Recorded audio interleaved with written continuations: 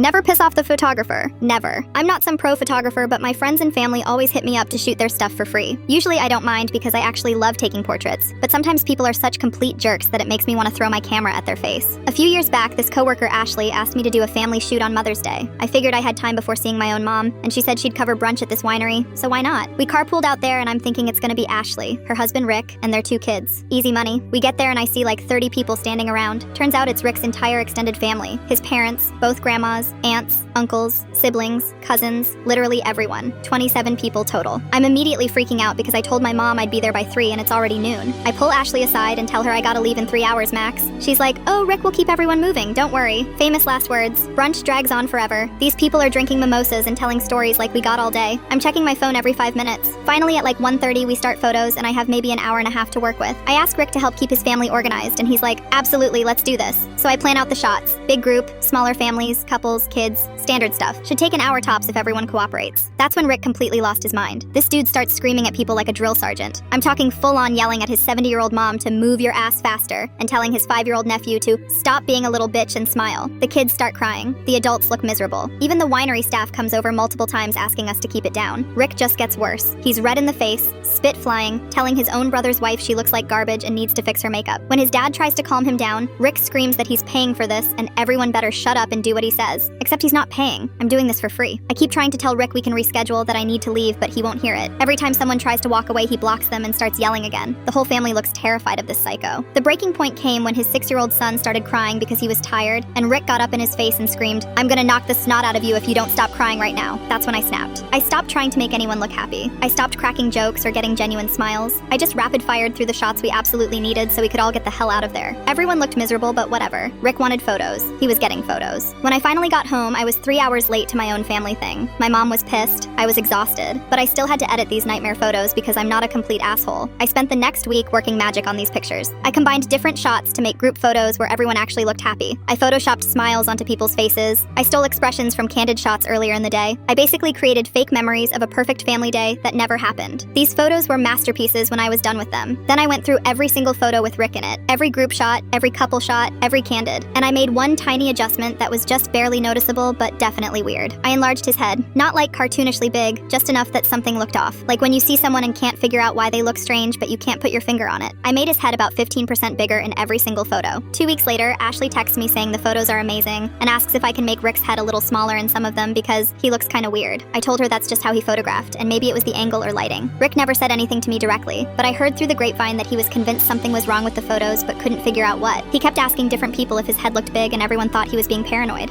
Never piss off the photographer.